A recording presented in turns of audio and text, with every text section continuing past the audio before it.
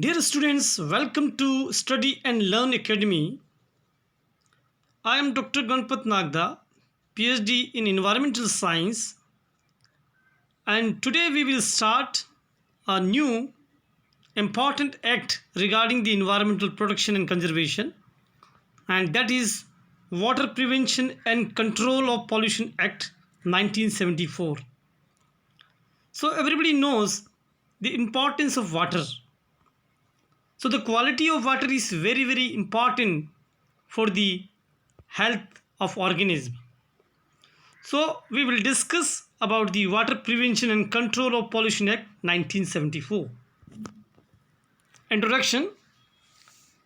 The act came into force in 1974 and is applicable to the states of Assam, Bihar, Madhya Pradesh, Gujarat and Union Territories. It could also be adopted by any state through a resolution passed declaring to adopt the act. The Water Prevention and Control Pollution Act 1974 was introduced to prevent and control water pollution and to restore and maintain the wholesomeness of water for the establishment. The Act also confers some powers to the established bodies such as the Central Board and the State Board to control pollution of the water bodies. Now the definitions. Section 2 of the Act contain certain definitions. Board means either the Central Board or the State Board.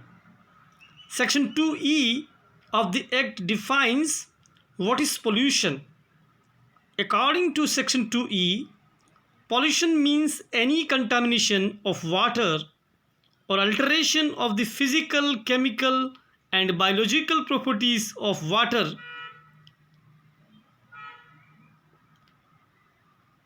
of any sewage waste in water which is likely to cause nuisance or renders such water to be harmful to public health or safety or to domestic, industrial or other legitimate use or harmful to the life and health of the animals and aquatic plants.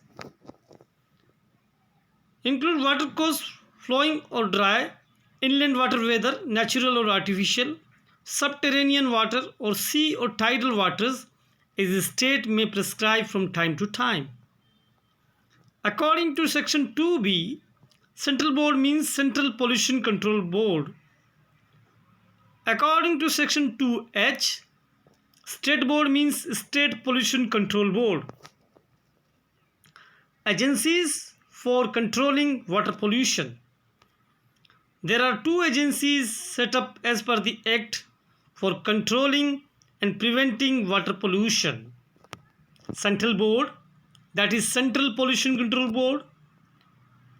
Constitution and composition according to Section 3 of Central Pollution Control Board. The central government, through a notice in the official gazette, has the power to assign or set up a central board named as Central Pollution Control Board. As far as the composition of the board is concerned, the central board is to contain the following members: a chairman who has the knowledge or has practical experience in dealing with cases relating to environmental protection. The chairman is to be appointed by the central government only. Not more than 5 officials to represent the central government. Not more than the 5 members to be nominated by the central government from the members of the state board. Maximum 3 members appointed by the central government to represent the interest of agriculture, fisheries, trade or any other interest as the government may seem fit. 2 persons to represent the companies or corporations owned, controlled or by the central government. A full-time member secretary having complete knowledge, experience and qualification of scientific management and prevention of environmental pollution. Now the functions of Central Board. According to Section 16, Central Board advises the central government or any matter concerning the prevention and control of water pollution. Coordinate the activities of the state boards and resolve disputes among them. Provide technical assistance and guidance to the state boards and sponsor investigations and research relating problems of water pollution and prevention, control or abatement of water pollution. Plan and organize the training of persons engaged or to be engaged in for the prevention, control or abatement of water pollution on such terms and conditions as the central board may specify. Organize mass media a comprehensive program regarding the prevention and control of water pollution. State Board, State Pollution Control Board. The Constitution and Composition. According to Section 4, the state government through an official notice in the Gazette has the power to assign or set up a state board named as State Pollution Control Board. The composition of the state board is as follows. A chairman either has the knowledge or some experience in dealing with the cases relating to environmental pollution. Not more than 5 members appointed by the state government to represent the government. Not more than 2 persons by the state government who are functioning as members of the local authorities within the state. Not more than 3 persons nominated by the state government to represent the interest of fisheries, agriculture, trade and any other interest as the government may seem fit. 2 persons from companies, corporation which are either controlled or managed by the state. A member secretary who has the knowledge, qualifications and experience in dealing with cases pertaining to environmental pollution. Now the functions of a state board. According to Section 17, State Board to plan a comprehensive program for preventing and controlling the pollution of the wells and streams in the state and to secure its execution. To advise the state government on matters relating to prevention and controlling water pollution. Collaborate with the central board to train persons employed or to be employed in preventing, controlling water pollution. To lay down, modify the effluent standards of sewage and trade effluents and for the quality of receiving water resulting from the discharge of effluents and to classify water of the state. To evolve methods of utilizing the sewage and suitable trade effluent in agriculture. State Board has the authority to set up laboratories to enable the board to perform its functions efficiently, including collecting samples of water from any stream or sewage or trade effluents. Prevention and control of water pollution. According to Section 19 of the Act, the State Board has the power to limit the territorial jurisdiction of any order passed by it in matters relating to prevention and controlling water pollution. This means that the order passed by the State Board will only apply in the areas that are affected by water pollution to the State Board to determine which area is to be declared water polluted and which is not. This can be done by making reference to a map or making reference to a line of any watershed or the boundary of any district. According to Section 20 of this Act, the State Board also has the power to inspect any land, conduct surveys or gauge in an area if it thinks fit for controlling or preventing water pollution. It can also ask any company, industry to dispose of the information pertaining to the construction, installation and operation of its establishment. Section 21 of this Act empowers the board or any employee on its behalf to analyze any stream or well for the purpose of preventing and controlling water pollution. The State Board also has the power to stop any person to enter into any poisonous, noxious, or polluting matter determined in accordance with the standards laid down in the Act. According to Section 25, no person is allowed to set up an industry or start a new operation or processor to any treatment of sewage without prior approval of the State Board.